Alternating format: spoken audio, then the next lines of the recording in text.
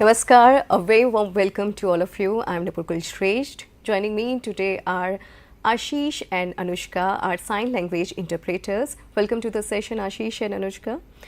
Ashish is on the screen and Anushka will join us later. Dear viewers, you are watching us live on eVidya channel number 6 to 12. You may also stream this session live on our YouTube channel, NCERT Official. And we are live on the channel number 31. We warmly welcome you all to this special online training program, and you are participating in day 4 of our 5-day online training program, and the theme of the program is Rethinking Mental Health, Multiple Sclerosis and Accessibility. Continuing this important journey, today's topic has gained even more relevance because today is Global Accessibility Awareness Day, a day to recognize the importance of breaking barriers and creating an inclusive world for everyone, where everyone can access, as an opportunity to access equally.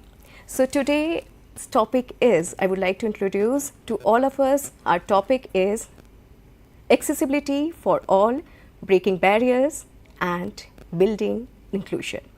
And to discuss this topic in detail, I would like to invite our experts, and first I would like to invite Mr. Pratik Khandelwal, founder Ramp My City.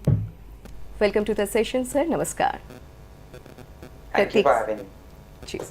And next I would like to invite Mr. Dipendra Manocha, Director, Developing Countries Program, DAISY Consortium. Namaskar, sir. Welcome to the session.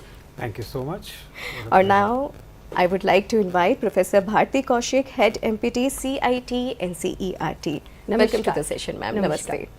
और dear viewers, इससे पहले कि हम आगे बढ़ें, उससे पहले मैं आपको ज़रूर बताना चाहूँगी कि अगर आपका भी कोई सवाल है हमसे, तो आप हमें बहुत ही अच्छे से, आराम से, बिना किसी सोच विचार के कांटेक्ट कर सकते हैं. हमारा नंबर है 8800440559, और साथ ही अगर आप कोई सवाल है वो हमसे मेल करके पूछना चाहते हैं तो उसके लिए हमारी मेल आईडी है dth.isl31@cit.nic.in. तो बिल्कुल तैयार रहिए इन सभी सवालों के लिए, क्योंकि मैं बिल्कुल स्वागत करती हूँ आपके सवालों का, और बहुत सारे सवाल यहाँ मेरे पास भी हैं, और उन सवालों के साथ मैं बिल्कुल आपके साथ जुड़ चुकी हूँ. मैं हूँ आपके साथ नूपुर श्रेष्ठ, और साथ ही साथ मैं आपको ये भी बताना चाहूँगी कि एक क्विज कॉन्टेस्ट है जिसके बारे में हम बात करेंगे, लेकिन उसके बारे में बातचीत होगी आपसे at the end of the programme. तो आप हमारे साथ जुड़े रहिए, और शुरुआत करते हैं हमारे आज के इस टॉपिक के साथ, जो कि है accessibility for all, breaking barriers and building inclusion. और जो पहला सवाल है मेरा, वो भारती मैम से है. हम जानना चाहेंगे कि accessibility exactly है क्या, and why is it so important for creating an inclusive world? बहुत सही सवाल से हम शुरुआत कर रहे हैं. एक्सेसिबिलिटी यानी सुगम्यता.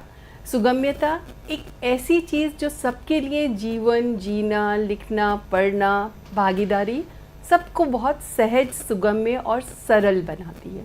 And since this entire series is devoted to making schools and classroom spaces inclusive and accessible. So I'll give you examples from the school life and the classrooms only.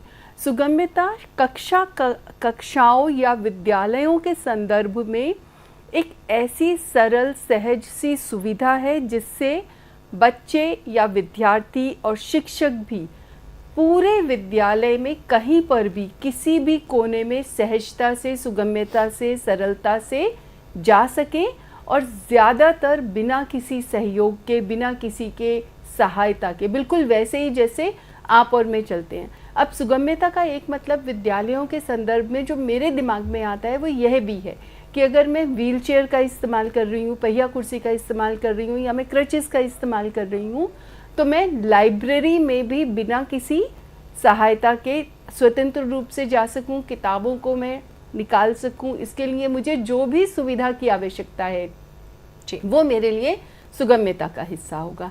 और उसी तरह से मेरी व्हील चेयर कैंटीन अगर है तो वहाँ तक भी पहुँच जाए. इसी तरह से मेरी जो व्हील चेयर है वो लेबोरेटरी के अंदर भी जा पाए. वहाँ पर ऐसा ना हो कि बिजली की तारें नीचे हैं तो मेरी व्हीलचेयर वहाँ तक नहीं पहुँच पा रही है. मैं अपने आप इक्विपमेंट्स का इस्तेमाल करके मैं अपने प्रयोग भी खुद स्वतंत्र रूप से कर पाऊँ.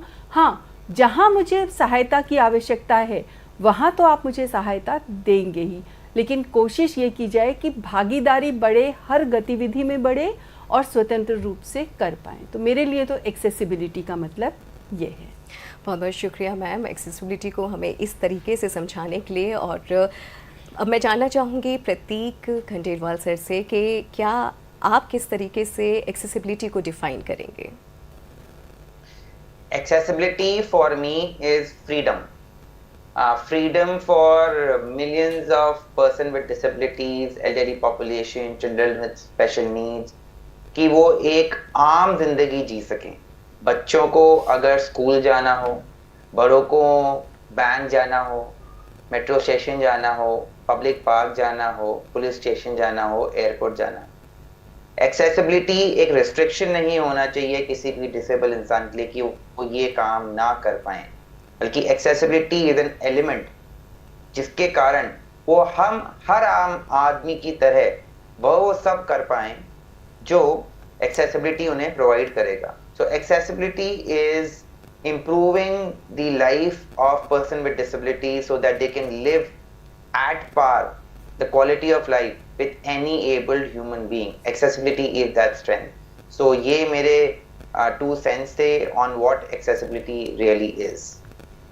जी, और अब मैं बिल्कुल जानना चाहूँगी दीपेंद्र सर से कि एक्सेसिबिलिटी इस शब्द को आप किस तरह से अपने शब्दों में बयां करेंगे?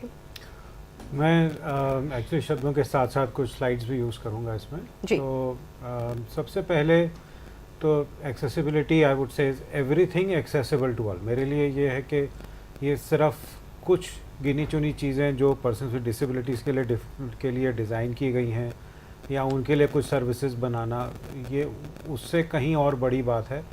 यानी हर चीज़ everything accessible to all, that is what it is. और इसी को डिफ़ाइन करते हुए जो हमारे बेसिक प्रिंसिपल्स हैं, जो हमारे सारे कानूनों में और राष्ट्रीय और अंतर्राष्ट्रीय जितने भी कानून या रूल्स हैं, उसमें जो एक बेसिक प्रिंसिपल इसके लिए अपनाया गया है, उसका एक की वर्ड है यूनिवर्सल डिज़ाइन। मतलब मेरे लिए एक्सेसिबिलिटी डिज़ाइन का वो प्रारूप है उसका कि जिससे कि किसी भी चीज़ को हर कोई व्यक्ति जैसा वो चीज़ है वैसे ही डायरेक्टली यूज़ कर पाए, या फिर उसके अंदर अगर मैं कोई असिस्टिव टेक्नोलॉजी यूज़ कर रहा हूँ तो वो असिस्टिव टेक्नोलॉजी के साथ कंपैटिबिलिटी उस चीज़ की होनी चाहिए। किसी भी, चाहे वो बिल्ट एनवायरनमेंट की बात कर रहे हैं, चाहे हम किसी स्कूल में अगर कंप्यूटर्स लगे हैं तो उसको कैसे यूज़ करेंगे।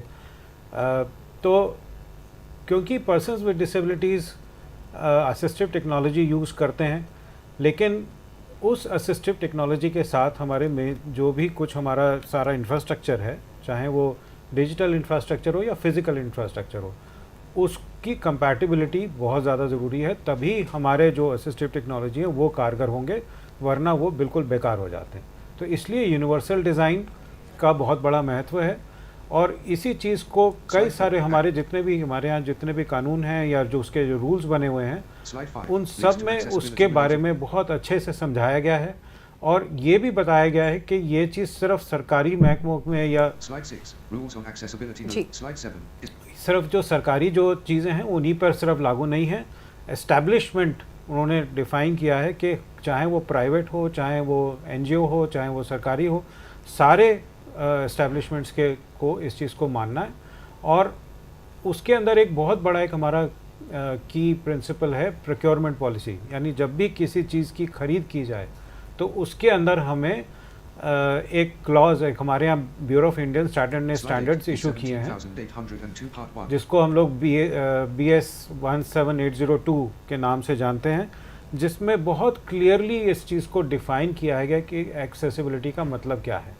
तो जब भी कोई चीज़ की खरीद की जानी है तो उसके जो भी टेंडर प्रोसेस या कुछ भी होगा, उसके अंदर एक ये क्लॉज का डालना मैंडेटरी हो चुका है हमारे यहाँ कि कोई भी चीज़ जब खरीदी जाएगी तो वो IS 17802 से कंप्लायंट होगी।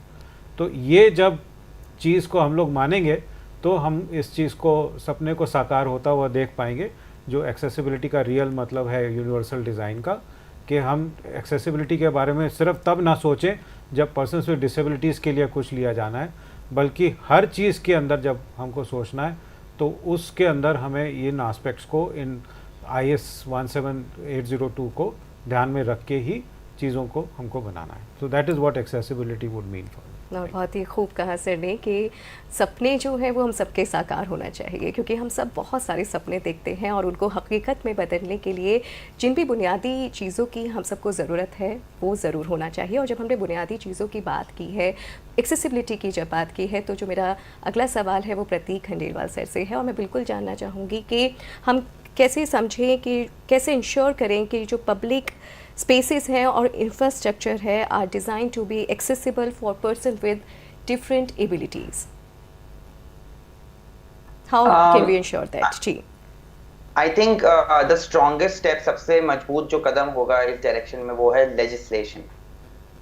गवर्नमेंट ऑफ इंडिया 2016 में rights of person with disabilities act लेके आया था, जिसके तहत सारे पर्सन विद डिसेबिलिटीज को equal access and equal opportunities इस लॉ के अंडर मिलता है. But the latest observation by the Honorable Supreme Court has been कि इस लॉ को थोड़ा और स्ट्रॉन्ग होने की ज़रूरत है, ताकि कोई भी प्लेयर जो पब्लिक सेक्टर में हो या प्राइवेट सेक्टर में हो, वो सब minimum compliance in terms of accessibility करें. अभी तक जो हो रहा है वो ये हो रहा है because this law is very advisory in nature. तो फिर डिफरेंट एजेंसीज, चाहे वो पब्लिक सेक्टर में हो या प्राइवेट सेक्टर में है, उनका अपना इंटरप्रिटेशन है एक्सेसिबिलिटी क्या होना चाहिए. लोग एक्सेसिबल होने की कोशिश कर रहे हैं जी, but I think more clearance is required in terms of exactly minimum compliance क्या होता है.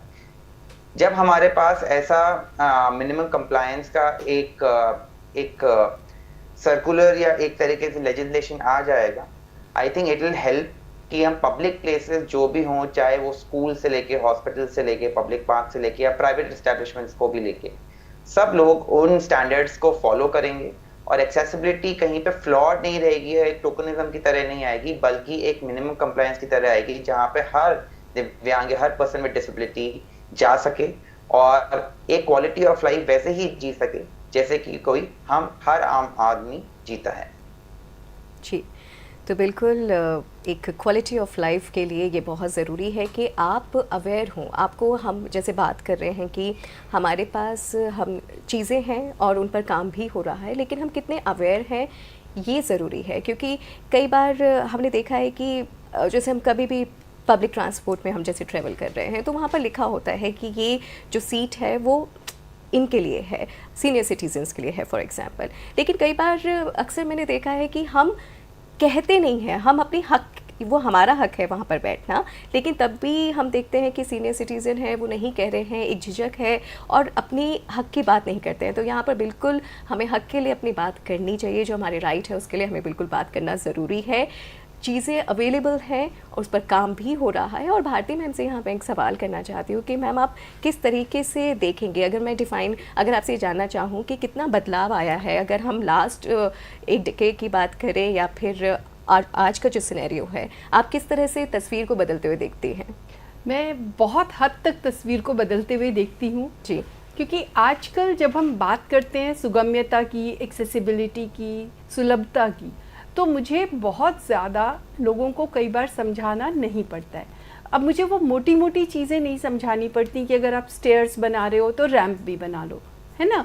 वो उतनी समझ तो बड़ी है, लेकिन उसके आगे की समझ अभी बढ़ाने की ज़रूरत है कि सुगम्यता का मतलब सिर्फ रैंप बना देना ही नहीं है. सुगम्यता का मतलब उससे 2 कदम आगे जाकर के आपको पाठ्य पुस्तकों में भी तो कुछ परिवर्तन करना पड़ेगा, आपको कुछ परिवर्तन अपनी शिक्षण पद्धति में करना पड़ेगा, आपको कुछ परिवर्तन अपनी सोच में भी करना पड़ेगा, आपको संवेदनशील भी होना पड़ेगा, ताकि आप अपनी कक्षा के बच्चों की, लर्नर्स की आवश्यकताओं को पहचाने. You are sensitize towards the learning needs of differently abled students sitting in your inclusive classrooms and you are able to address them within the classrooms. Now this level of understanding we need to build on. The basic understanding now I see at many places in many of the stakeholders. So we have traveled quite a distance, but we need to take lot many steps to realize our dream of inclusive and equitable education.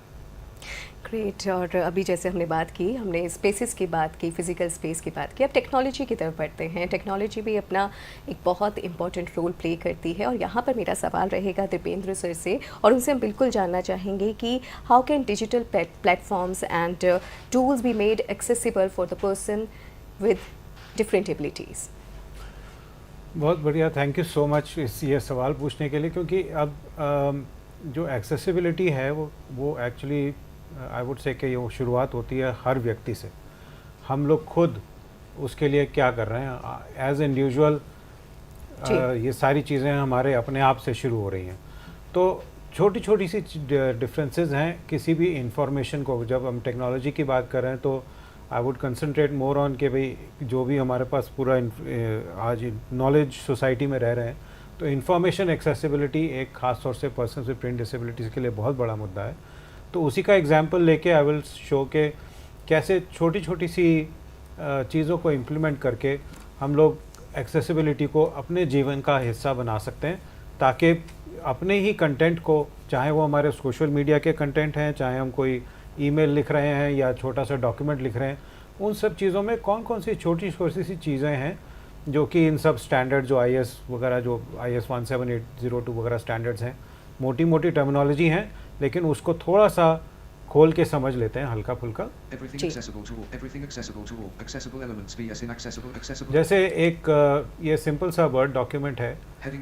अब इसमें हम लोग आमतौर पे जब भी चाहे social media या डॉक्यूमेंट है, कुछ भी है, उसके अंदर हम कुछ मेन छोटी सी चीज़ें हम लोग उसमें एलिमेंट्स डालते हैं।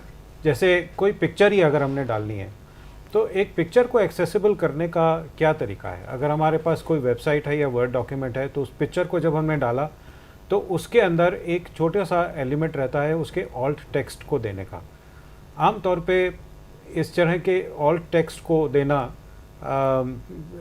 अगर छोड़ दिया जाए तो उसका इम्पैक्ट क्या होगा, वो चीज़ थोड़ी सी हम लोग और देख लेते हैं। अब ये ग्रेट वॉल ऑफ चाइना की इमेज है। अब यहाँ पर जो मेरा ये स्क्रीन रीडिंग सॉफ्टवेयर है, अगर आप देखें तो ये सिर्फ क्या बोल के मुझे सुना रहा है, ग्राफिक। अब इससे कुछ मुझे समझ में नहीं आएगा कि ये एक्चुअली ये पिक्चर एक्चुअली है क्या, क्यों है। लेकिन इसी चीज़ को हम लोग और आगे बढ़ते हैं।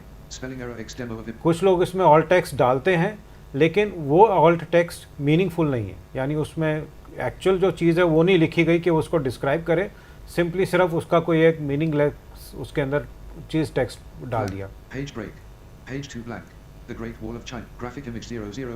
अब यहाँ पे इमेज डिस्क्रिप्शन डाला है, लेकिन वो इमेज डिस्क्रिप्शन डाला है ग्राफिक 001। अब इसके ऑब्वियसली मुझे कुछ भी नहीं पता लगेगा कि इसका क्या मतलब है। लेकिन इसी को अगर हम तीसरी जगह देखें कि एक्सेसिबल इमेज, उसका प्रॉपर ऑल्ट टेक्स्ट अगर लिखा हो तो उसका इम्पैक्ट क्या होगा। और सर अगर हम स्लाइड को आगे बढ़ाएं तो हम स्क्रीन पर देख पाएंगे, क्योंकि अभी जो स्लाइड है वो स्क्रीन पर अभी विजिबल नहीं है। जी अच्छा, क्योंकि ये वर्ड डॉक्यूमेंट है तो जी। Page 3 heading level 1 accessible table vs inaccessible table. Page blank blank. जी सर, आप बिल्कुल बातचीत को जारी रख सकते हैं सर। तो इसमें अब जो मैं जो देख रहा हूँ कि इसमें जो इमेज सामने ग्रेट वॉल ऑफ चाइना की आई है, उसमें जो अगर मैं इसको अगर ऑडियो अगर हम सुने तो वही ग्राफिक है, लेकिन उसमें अगर ऑल्ट डिस्क्रिप्शन आया है तो वो मुझे अब क्या बोल के सुना रहा है। Graphic: This is a section of the Great Wall of China, a massive ancient fortification. The image displays watchtowers, battlements, and the walls. तो उसका एक पूरा का पूरा डिस्क्रिप्शन कि ग्रेट वॉल ऑफ चाइना है, मिनरेट्स हैं, बैकग्राउंड में क्या है, और दूर दूर तक सिर्फ वो दिखाई दे रही, तो पूरा डिस्क्रिप्शन इसके अंदर आ गया जो कि इमेज को दे रहा है। इसी तरह से हम टेबल्स इंसर्ट करते हैं डॉक्यूमेंट्स के अंदर। वो टेबल भी अगर हम सिंपली टैब या स्पेसिस से अगर टेबल बना दें तो वो मुझे एक्सेसिबिलिटी के जो प्रोविजंस हैं उसके अंदर हैम्पर करेगा।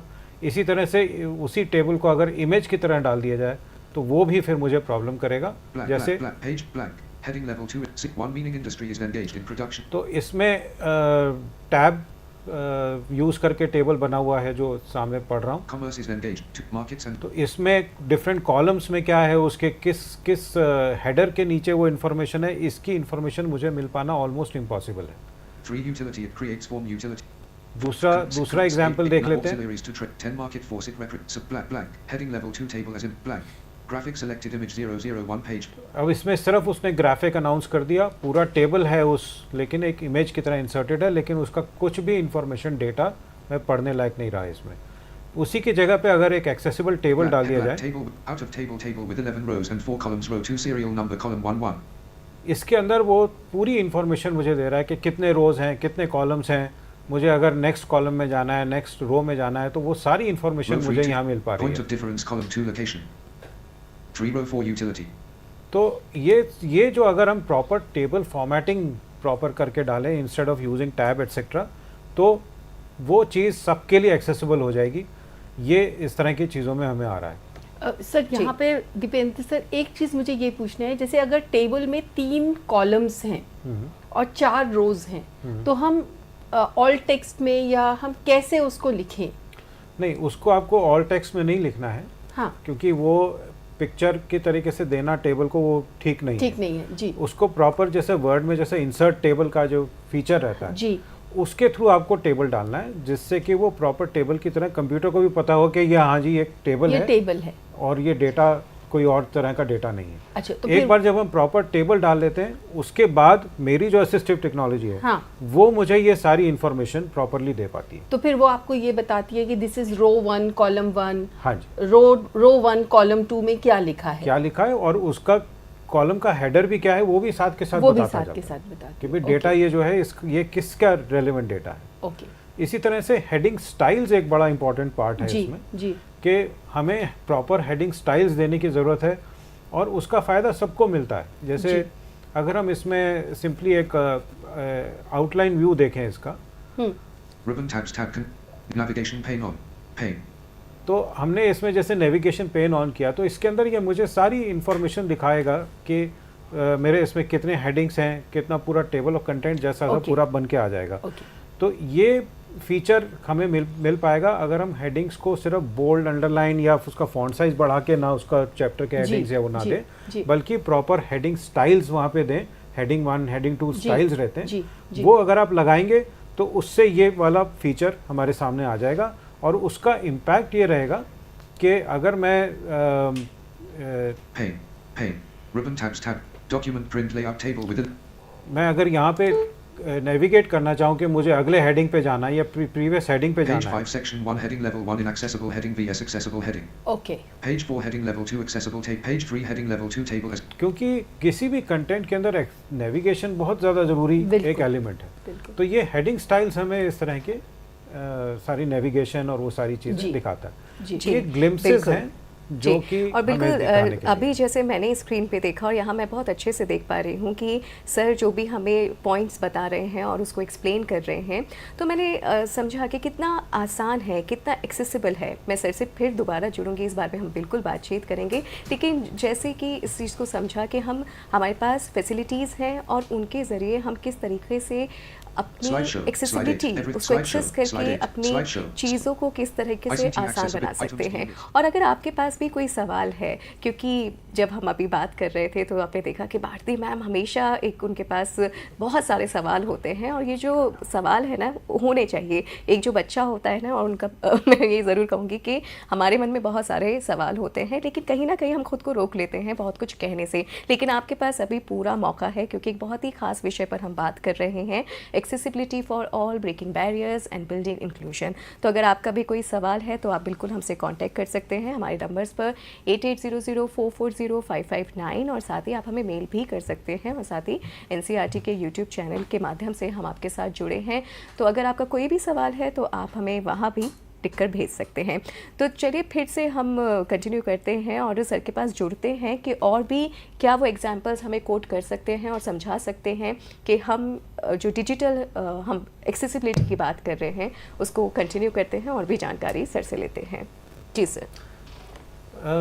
तो इसमें जो हमारे पास जो ये जो सारे फीचर्स हैं, जी। एक तो पहली बात ये कि भाई यही सारे फीचर्स हैं जो कि हम लोग एक्सेसिबिलिटी के स्टैंडर्ड्स की जब भी बात करते हैं कि एक्सेसिबिलिटी स्टैंडर्ड्स में इन चीज़ों को होना है, तो वो सारे एक्सेसिबिलिटी स्टैंडर्ड्स में यही सब बातें लिखी गई हैं जो मैं जिसके एग्जांपल्स आपको दिखा रहा था। और ये सारी चीज़ें हमें हमारे हर तरह के इंफॉर्मेशन और डॉक्यूमेंट, चाहे वो वेबसाइट्स हैं एज ए सेट, चाहे वेबसाइट्स हैं, चाहे हमारे चाहे व्हाट्सएप पे ही हम कुछ डाल रहे हैं, जी तो उस सब चीज़ पे भी ये सारी चीज़ें डालने की सुविधाएं हमें मिलती हैं।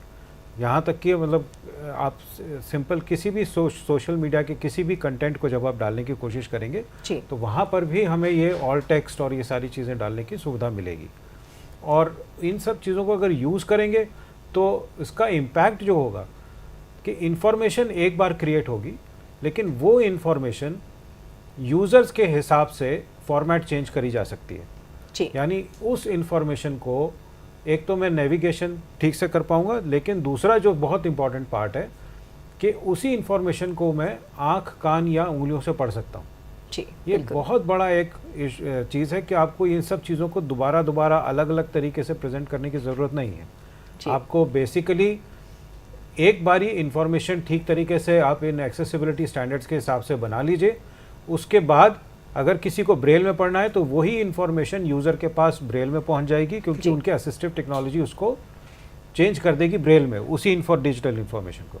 अगर वो लो विजन पर्सन है तो उसको वही चीज़ उसको लार्ज प्रिंट में या डिफरेंट फॉन्ट साइज में या अलग अलग लाइन स्पेसिंग के साथ, डिफरेंट कलर्स कंट्रास्ट के साथ सेम इन्फॉर्मेशन यूज़र के हिसाब से बदलती चली जाएगी उनकी असिस्टिव टेक्नोलॉजी के माध्यम से। जी बिल्कुल और वही चीज़ हमें ऑडियो भी बन जाती है। जैसे अभी हम ऑडियो सुन रहे थे कि मैं उसको ऑडियो से एक्सेस कर रहा था, तो हालांकि है वो डिजिटल टेक्स्ट, लेकिन मैं उसको सुन पा रहा हूँ अपनी जी। असिस्टिव टेक्नोलॉजी के माध्यम से।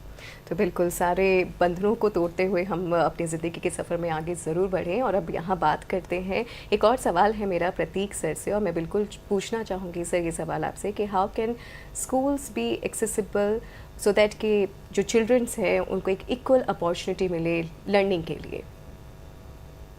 बहुत ही वैलिड और बहुत ही अच्छा सवाल है। इस सवाल का जवाब मैं पीपीटी के मायने से देना चाहूँगा अपने स्क्रीन पर। सबसे पहले तो हमें ये समझना चाहिए कि एक्सेसिबल एजुकेशन, एक्सेसिबल स्कूल का मतलब क्या है। मैं अपना स्क्रीन शेयर कर रहा हूँ एंड बता रहा हूँ।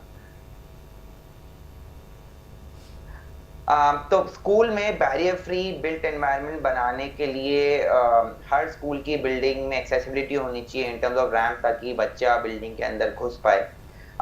टॉयलेट्स, वॉशरूम्स होने चाहिए for children with special need, swings, play area होना चाहिए बच्चों के लिए, ब्रेल साइनेजेस होने चाहिए, फर्नीचर होना चाहिए, और ऐसे कई इंफ्रास्ट्रक्चर हो सकते हैं जिससे एक स्कूल पूरी तरीके से हर बच्चे को इंक्लूसिव फील करवाएं और ऐसे नहीं फील हो बच्चों को कि वो दूसरों से अलग हैं। पर हमने अभी तक ऑलमोस्ट पिछले 2 साल में अक्रॉस 4 सिटीज, बैंगलोर, बॉम्बे, पुणे, दिल्ली, हमने काफ़ी स्कूल्स की ऑडिट की है गवर्नमेंट के साथ मिलके। एंड हमने ये देखा है कि जो नए स्कूल्स आ रहे हैं उनमें काफ़ी चीज़ों का ख्याल रखा जा रहा है। पर चैलेंज आता है जो हमारे ऑलरेडी एग्जिस्टिंग स्कूल्स हैं उसकी रेट्रोफिटिंग कैसे की जाए। रेट्रोफिटिंग में कई बार एक ये मिथ है कि रेट्रोफिटिंग रॉकेट साइंस है या रेट्रोफिटिंग में बहुत बिग बैंग चेंज होगा या काफ़ी सारे सिविल चेंजेस करने पड़ेंगे, और इन्हीं मिथ्स को हम अपने काम के ज़रिए बदलना चाहते हैं और ये बताना चाहते हैं कि अगर आप सिंपल सॉल्यूशंस भी अडॉप्ट करेंगे तो आप स्कूल्स में एक काफ़ी बढ़िया बैरियर फ्री बिल्ट एनवायरनमेंट बना सकते हैं। फॉर एग्जाम्पल, अगर हम देखें कि क्या क्या चैलेंजेस बच्चे फेस करते हैं आज के स्कूल्स में, ये जो पिक्चर्स आपके स्क्रीन पे हैं ये डिफरेंट सिटीज से हैं, पर मोस्टली जनरल यही हमने चैलेंजेस देखे हैं कि रैंप्स होते हैं तो काफ़ी स्टीप रैंप्स होते हैं, बच्चा इंडिपेंडेंटली या फिर अगर आप असिस्टेंस भी ले पाएँ तो उसमें भी काफ़ी ये रिस्की हो जाता है। टॉयलेट्स छोटे होते हैं जिसमें व्हीलचेयर नहीं घुस पाती हैं। चिल्ड्रन विद स्पेशल नीड्स के लिए कोई प्ले एरिया या स्विंग नहीं होता है। अब रिसेस के दौरान सारे बच्चे खेलते हैं पर एक स्पेशल के क्लास में रह जाता है या अपने कलीग के साथ खेल नहीं पाता है, या फिर अगर क्लास में ही बैठने की बात हो कि टेबल कुर्सी किस तरीके से होती है उसके रिक्वायरमेंट के हिसाब से नहीं रखी होती। तो ये कुछ कॉमन चैलेंजेस हैं जो हमने काफ़ी स्कूल्स में पाए हैं। अब ये तो हो गया प्रॉब्लम का पार्ट, लेकिन हम बनना चाहते हैं सोल्यूशन का पार्ट कि इसको सॉल्व कैसे किया जाए।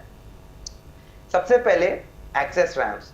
आजकल हमारे काम के जरिए भी हम लोग अपनी वर्कशॉप पे रैम्प्स बनाते हैं जो मेटालिक रैम्प्स होते हैं, कंक्रीट रैम्प्स की बजाय मेटालिक रैम्प्स वगैरह, जो इसमें कोई सिविल चेंज नहीं होता है। तो अगर किसी स्कूल को रैम्प चाहिए तो वर्कशॉप पे बनता है, डायरेक्ट प्लग एंड प्ले के जैसे डायरेक्ट स्कूल की बिल्डिंग में इंस्टॉल हो जाता है। तो ये सिविल चेंज इसमें मिनिमाइज होता है, प्लग एंड प्ले होता है, इजी टू इंस्टॉल होता है, एंड इससे सारे स्कूल्स के जो एरियाज हैं जहाँ पे बिल्डिंग एंट्रेंस में प्रॉब्लम है, वो एक बड़ी चीज सॉल्व हो जाती है।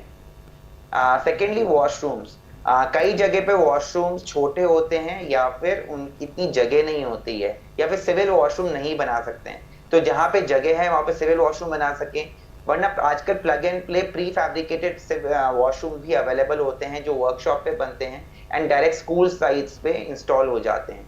तो ये काफी बढ़िया जरिया है एक स्कूल में वॉशरूम अवेलेबल कराने का।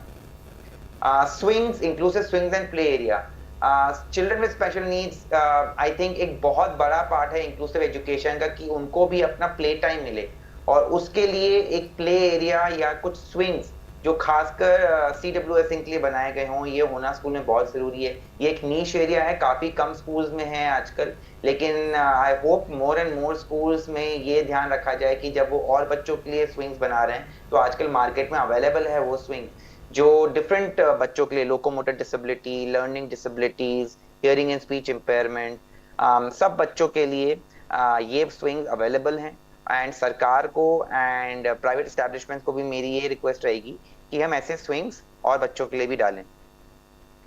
And then comes accessible classroom and furniture. बहुत बच्चे जो व्हीलचेयर पे होते हैं या जिनको कोई लोकोमोटर डिसेबिलिटी होती है, उनको एक स्पेशल टाइप का फर्नीचर चाहिए होता है जिसमें क्लियर स्पेस हो बिलो द टेबल, जिसमें ऊंचाई भी टेबल की ऐसी रहे ताकि वो ढंग से अपना जो स्टडी मटेरियल है उसको टेबल पे रख पाएं और पढ़ पाएं। तो उस तरह का अवेलेबल है या फिर बनवाया जा सकता है, इसमें कोई बड़ी बात नहीं है। तो ये भी तरह का फर्नीचर अवेलेबल किया जाए। सो या ये मेरे कुछ सजेशंस थे अथॉरिटीज के लिए जो सुन रहे हो, या इंक्लूसिव एजुकेशन जो सच में प्राप्ति करना चाहते हो उनके लिए। और ये जो सारा काम है ये UN SDG गोल्स 4, 10, 11 से मैच करता है, जिसमें quality education, reducing inequalities and building sustainable cities उसके अंदर ही आता है। तो ये मेरे कुछ पॉइंट्स है जिसकी तरह हम सिंपल सॉल्यूशंस के थ्रू एजुकेशन को काफी इंक्लूसिव और एक्सेसिबल बना सकते हैं। बिल्कुल, क्योंकि हर बच्चे का अधिकार है शिक्षा पर और उसको वो अपने अधिकार से भी किसी भी तरह से वंचित नहीं रहना चाहिए। प्रतीक सर, एक सवाल हमारे पास यहाँ पर आया है, हमारे जो व्यूअर्स हैं उन्होंने पूछा है और वो जानना चाहते हैं कि क्या सच में हम यूटिलाइजेशन हो रहा है जो भी टेक्टाइल हैं, पाथवेज हैं, हाई कॉन्ट्रास्ट विजुअल क्यूज़ हैं और ऑडिबल गाइड्स हैं उनका। सॉरी, ये सवाल मेरे लिए है? जी जी बिल्कुल, ये सवाल आपसे है, हमारे व्यूअर ने भी ये सवाल किया है। जी, क्या मैं सवाल को फिर से दोहराऊं सर? जी जी जी जी, जानना चाहते हैं कि क्या हम एक्चुअली जो भी हमारे पास फैसिलिटीज़ हैं, जो टेक्टाइल पाथवेज हैं, हाई कॉन्ट्रास्ट विजुअल क्यूज़ हैं, ऑडिबल गाइड्स हैं, क्या हम उनको यूटिलाइज कर रहे हैं, उनका प्रॉपर यूटिलाइजेशन हो रहा है? हमारी जो अभी ऑन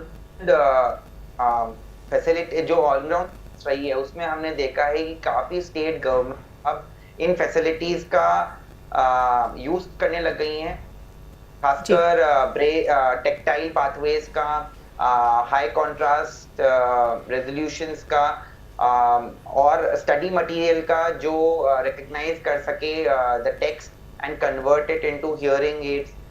ये काफी यूज हो रहा है आजकल के स्कूल में, पर हाँ अभी काफी और करना बाकी है।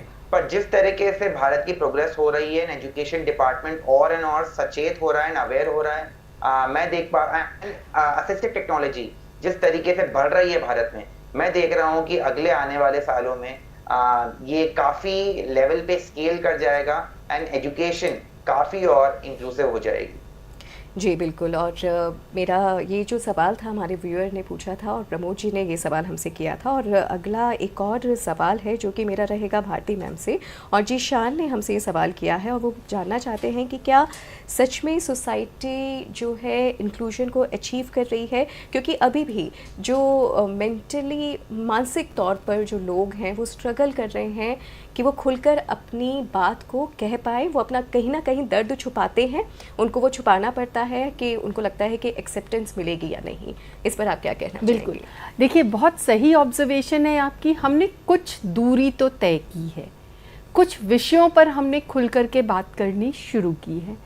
अब हम यह छुपाते नहीं हैं शायद कि हमारे घर में एक विशेष आवश्यकता वाला बच्चा है, और अगर अभी भी हम छुपा रहे हैं तो कहीं ना कहीं आपको और मुझे भी अपने लेवल पे और काम करने की ज़रूरत है, और आपको एज ए दर्शक, व्यूअर या पेरेंट, अभिभावक, पड़ोसी, मित्र, समुदाय के सदस्य के रूप में आपको भी अपनी भूमिका और संवर्धित करने की और बढ़ाने की, सशक्त करने की ज़रूरत है।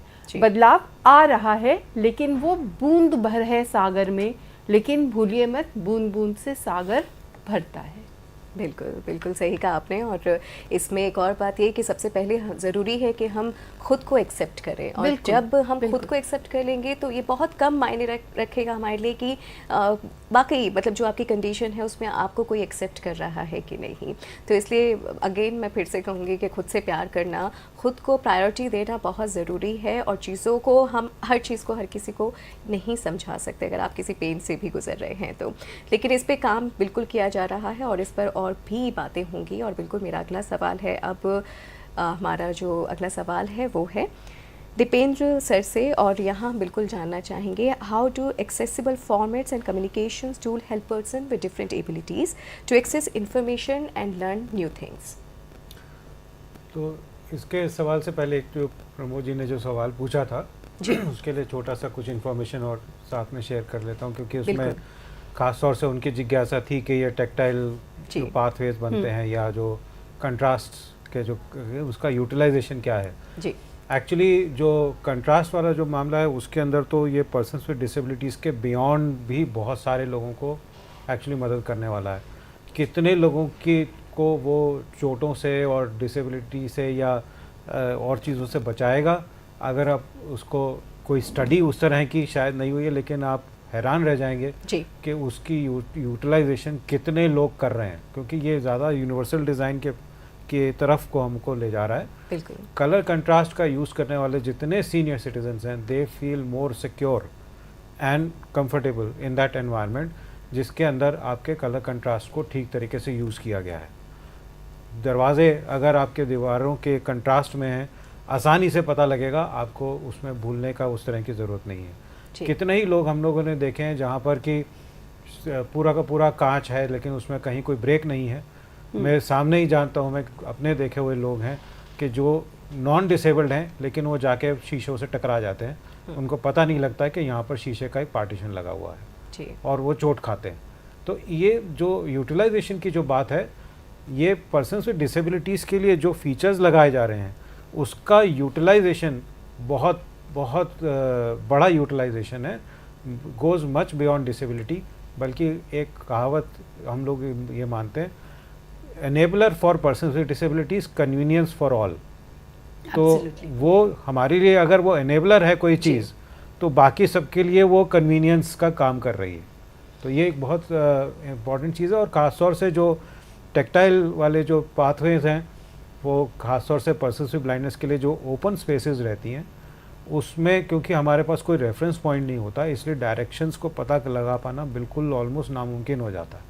तो उसमें ये टेक्टाइल पाथवेज इतनी बड़ी भूमिका निभाते हैं कि हमें पता लग जाता है कि हमें किस डायरेक्शन में जाना है, कहाँ जाना है, और अगर हम किसी एक डायरेक्शन मूव कर रहे हैं तो कहाँ पर हमें डायरेक्शन चेंज करनी है। तो वो सारी चीज़ें ये टेक्टाइल पाथ्स हमें बताते हैं और बहुत बड़ा यूटिलाइजेशन है अगर उनका ठीक से डिप्लॉयमेंट किया गया हो तो। ये क्वेश्चन है। बाकी जो आपका सवाल है, आई थिंक उसमें पिछले वाले में मैंने बताया था कि अगर एक्सेसिबल इंफॉर्मेशन के हम रूल्स को और स्टैंडर्ड्स को फॉलो कर रहे हैं, यहाँ पर भी वो चीज़ फॉलो होगी कि it is an enabler for persons with print disabilities but convenience for all. इसमें आप ये मत समझिएगा कि ये काम सिर्फ पर्सन्स विद डिसेबिलिटीज़ के लिए हो रहा है। उसका एक छोटा सा एग्जांपल आपको दूंगा कि अगर आप किसी फिक्स लेआउट वाले फॉर्मेट जैसे पीडीएफ, जो कि प्रिंट के लिए एक फॉर्मेट है, आप अपने डिजिटल डॉक्यूमेंट्स अगर उसी फॉर्मेट में डिस्ट्रीब्यूट कर रहे हैं और अगर किसी को वो डिजिटल डिवाइस पे अगर उस डॉक्यूमेंट को पढ़ना है तो आपको उसमें मुसीबत आएगी, क्योंकि वो फिक्स लेआउट है और सबके स्क्रीन्स अलग अलग साइज़ के हैं। आपको एक खोलेंगे वो A4 साइज़ के हिसाब से बना हुआ है, आपको उसको हर लाइन को पढ़ने के लिए उसको लेफ़्ट राइट घुमाना पड़ेगा। जबकि जो एक्सेसिबिलिटी के जो नॉर्म्स हैं, जो स्टैंडर्ड्स हैं, वो ये कहते हैं कि इसको रीफ्लोएबल होना है, यानी वो फिक्स लेआउट नहीं होगा। आपका स्क्रीन चाहे 2 इंच का हो, चाहे 14 इंच का हो, चाहे 29 इंच का हो, उसका कंटेंट कुछ भी कभी भी स्क्रीन से बाहर नहीं जाएगा। तो ये इतने इम्पॉर्टेंट एक्चुअली एस्पेक्ट्स हैं इस एक्सेसिबल गाइडलाइंस के, कि जो हर व्यक्ति के लिए एक्चुअली इस पूरे कंटेंट को एक्सेसिबल बना रहे हैं। जी बिल्कुल सर, और बहुत बहुत शुक्रिया सर अपने हमारे जो सवाल था उसका जवाब इतने बेहतर ढंग से हमें देने के लिए। और मेरा जो अब सवाल है वो भारती मैम से है, और उनसे मैं बिल्कुल जानना चाहूँगी कि क्या स्टेप्स NCERT ने लिए हैं to promote accessibility and inclusive education for diverse learners. बिल्कुल, एंड क्योंकि हम NCERT में हैं और हम स्कूल शिक्षा के लिए काम करते हैं जी, from foundation till secondary level, तो बहुत सारी चीज़ें NCERT ने इनिशिएट की हैं, जिसमें जैसे अभी हम एक्सेसिबिलिटी की बात कर रहे हैं, आज का तो दिन ही हमारा एक्सेसिबिलिटी पर समर्पित है। तो एक हमारी कॉमिक बुक है प्रिया सुगम्यता योद्धा, ये बिल्कुल मेरे सामने है कॉमिक बुक, आप देख सकते हैं। और ये इसकी सॉफ्ट कॉपी हमारी ई पाठशाला पे अवेलेबल है, और आप देखेंगे QR कोड है यहाँ पर जहाँ मेरी उंगली है जी, इसको स्कैन करेंगे तो इसका इसी किताब का साइन लैंग्वेज वीडियो भी आपको मिलता है, जिसमें ऑडियो भी है। तो एक तो हमारी कोशिश ये है कि इस पूरी कॉमिक बुक को ही हमने एक्सेसिबल बनाने की कोशिश की। दूसरी चीज़, ये कॉमिक बुक एक ऐसी बच्ची के बारे में है जिसको चोट लग जाती है अपनी गर्मी की छुट्टियों में, तो फिर वो स्कूल कैसे जाए, अब उसके तो पैर पे प्लास्टर है।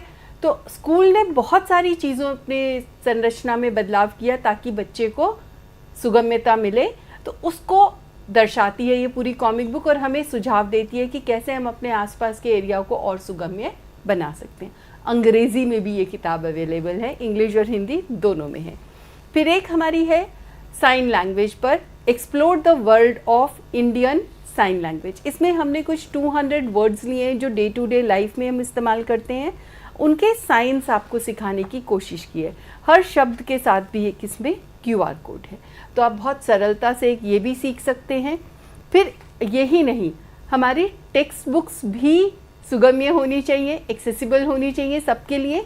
तो हमने क्या किया, कुछ किताबें जो हमारी अभी NEP 2020 के बाद आई हैं और अभी आने के प्रोसेस में हैं, तो उन सभी टेक्स्ट बुक्स को chapter wise, subject wise, page wise हमने साइन लैंग्वेज में कन्वर्ट किया। तो वीडियोस हैं, अब जैसे ये जो खुला है मेरे पास, ये क्लास 2 मृदंग का चैप्टर पूरा है, तो आप एक एक QR कोड स्कैन करेंगे और आपके पास चैप्टर वाइज वीडियोस होंगे। अब आप कहेंगे समावेशी कक्षा है लेकिन मेरे को तो साइन लैंग्वेज नहीं आती है, तो मैं कैसे जानूं? जी, हर वीडियो में ऑडियो भी है, हर वीडियो में विजुअल्स भी हैं। सो चाहे आपको साइन लैंग्वेज आती है या नहीं आती है, आप उन वीडियो को देख करके थोड़े बहुत हो सकता है आप शब्द भी सीख लें साइन लैंग्वेज के। जैसे अभी आप हमारी इंटरप्रेटर्स को देख ही रहे हैं, तो एक हमारा इनिशिएटिव ये भी है। फिर एक और इनिशिएटिव है हमारा जिसको हम कहते हैं किताब एक पढ़े अनेक। इसमें क्या, मैं आपको दिखा रही हूँ कि ये किताब हमारी आनंदमय गणित है, कक्षा 1 की प्रिंटेड टेक्स्ट बुक है। अब क्या होता है, जब हमारे पास ऐसे बच्चे हैं जो उनको पढ़ने से संबंधित, देखने से संबंधित चुनौतियां हैं, तो क्या करेंगे वो बच्चे? उनके लिए जैसा अभी दीपेंद्र सर ने भी कहा, या तो हम ब्रेल में किताबें देंगे, या हम ऑडियो टेक्स्ट बुक्स देंगे, या वो टेक्नोलॉजी की हेल्प से पढ़ेंगे। तो अब यही किताब मैं भी पढ़ रही हूँ और वो बच्चा भी पढ़ रहा है जो क्लास में है लेकिन उसको दिखाई अच्छे से नहीं दे रहा है। तो हम क्या करेंगे, हमारे पास एक ये छोटी सी डिवाइस है, हाथ में आप सरलता से पकड़ सकते हैं, इसका कोई बहुत ज़्यादा भार भी नहीं है। इसको मैंने ऑन किया। Welcome to the world of Smart Speak. Hi, I am Smart Speak Reader. जिस किताब your को best पढ़ना learning है, companion. आनंदमय गणित कक्षा 1, उस किताब के पहले पृष्ठ पर इसको रखिए ताकि डिवाइस को पता लगे कि मुझे कौन सी किताब पढ़नी है। अब इस किताब पर आप देख सकते हैं कि लाल रंग के कुछ निशान हैं, कुछ गोले हैं, कुछ बिंदियां हैं, कुछ हाइफन है, छोटी सी आड़ी लाइन है और कुछ स्क्वायर्स भी हैं। तो अब अगर मैं एक स्क्वायर पे लगाती हूँ इसको, तो हवाई देखिए जहाज हवा में उड़ने वाला यातायात का एक साधन है। उड़ने की आवाज ऐसी है।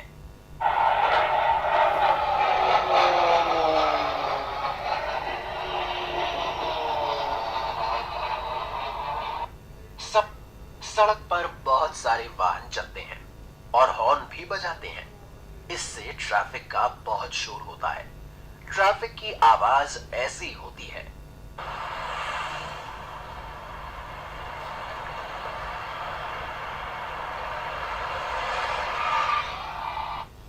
इस चित्र में दो बच्चे बेंच के सामने गेंद से खेल रहे हैं। पहिया कुर्सी पर बैठे दादाजी और बेंच पर बैठे बुजुर्ग उन्हें खेलते हुए देख रहे हैं। जी जी। और इसी के साथ प्रश्न। पहले चित्र में 4 पेंसिलें हैं, दूसरे चित्र में 3 पेंसिलें हैं, तीसरे चित्र में पहले और दूसरे चित्र की सभी पेंसिलें एक साथ हैं। पेंसिलों की कुल संख्या गिनो और लिखो। तो हमने क्या किया, पिक्चर डिस्क्रिप्शंस भी दी हैं, और अगर कोई आवाज़ें हैं जो आप दिनचर्या में सुनते तो हैं लेकिन शायद उनको कोई नाम नहीं दे पाते हैं, तो उनको भी नाम देने की कोशिश की है। तो हर प्रश्न पर हमने इसको बदलने की कोशिश की है जहां आवश्यकता हुई। तो हमने अपनी पाठ्य पुस्तकों को भी सुगम्य बनाने की कोशिश की है। अभी ये कक्षा 1 और 2 की पाठ्य पुस्तकें हमने तैयार कर ली हैं। कक्षा 3 की और 6 की पाठ्य पुस्तकों पे काम चल रहा है, और धीरे धीरे सभी पाठ्य पुस्तकों को हम इसके अनुरूप बनाने की कोशिश कर रहे हैं। बहुत बहुत शुक्रिया भारती मैम, ये सारी जानकारी हम तक पहुंचाने के लिए। और आज का जो विषय है वो बहुत ही ख़ास रहा। आज हमने बात की accessibility for all, breaking barriers and building inclusion. और इसी के साथ मैं अपने जितने भी हमारे जो गेस्ट हैं उन सब का बहुत बहुत शुक्रिया करना चाहूँगी कि आप हमारे साथ जुड़े और इतनी महत्वपूर्ण जानकारी इस विषय पर हमारे साथ साझा की। बहुत बहुत शुक्रिया दीपेंद्र सर आपका हमारे साथ जुड़ने के लिए। भारती मैम आपका भी बहुत बहुत शुक्रिया, और साथ ही मैं शुक्रिया अदा करना चाहूँगी प्रतीक सर का भी। और कह सकते हैं बिल्कुल कि अवेयरनेस के माध्यम से और एक्शन के माध्यम से जो तस्वीर है वो बदली जा सकती है, और बदलाव आ भी रहा है। जितनी पहल है उनकी शुरुआत भी हो चुकी है, और बिल्कुल ये तस्वीर तब और बदलेगी जब हमारे पास अवेयरनेस है जागरूक करने के लिए ये सारे प्लेटफॉर्म्स हैं, जैसे कि आज हम आपके साथ जुड़े। एक्सेसिबिलिटी पर हमने बात की कि आप कैसे एक्सेस कर सकते हैं चीज़ों को, लेकिन कदम आपको ही बढ़ाना होगा। आखिरकार ये आपके हक की लड़ाई है, तो इसके लिए आपको एक्शन तो लेना ही होगा। और साथ ही शुरुआत में हमने बात की थी एक क्विज़ की, तो उसके बारे में भी आपको बता सकते हैं और बिल्कुल बता देते हैं कि क्विज़ कॉन्टेस्ट के लिए आपको क्या करना है। आप देख सकते हैं हमारी स्क्रीन पर, मैं आपको बिल्कुल दिखाना चाहूँगी कि आप CIT वेब पेज पर जाएंगे और आप वहाँ पर डालेंगे आप central institute of educational technology, और यहाँ पे एक्टिविटीज़ वाला जो सेक्शन है आप यहाँ पर जाएंगे। उसके बाद आप लाइव इंक्लूसिव क्लासरूम्स में एंटर करेंगे, और उसके बाद आप यहाँ स्क्रीन पर देख सकते हैं कि ऑनगोइंग एक्टिविटी में आप देखेंगे rethinking mental health, multiple sclerosis and accessibility, जो कि हमारी थीम है जिस पर हम बात कर रहे हैं। और अगर यहाँ पर मैं क्लिक करूँ तो आपको तमाम जानकारी मिल जाएंगी जो हमारे इस सेशन से रिलेटेड है। तो हर दिन किस किस विषय पर हमने बातचीत की, और अगर आपने वो सेशन मिस किए हैं तो आप डिस्क्रिप्शन में उन सेशन से जुड़ी तमाम जानकारी हासिल कर सकते हैं, उन सेशंस को देख सकते हैं। और हर दिन किस विषय पर हमने बात की है उसके बारे में भी आप यहाँ पर देख सकते हैं, और साथ ही साथ किस तरीके से आप पार्टिसिपेट कर सकते हैं। रजिस्ट्रेशन इसके ओवर हो चुके हैं, लेकिन आपको बताना चाहेंगे कि कल जो आखिरी दिन होगा उस दिन हम एक जो क्विज़ है वो आपके साथ शेयर करेंगे, और उस क्विज़ का आंसर देने के लिए जो हमारी विंडो है वो 1 मंथ तक ओपन रहेगी।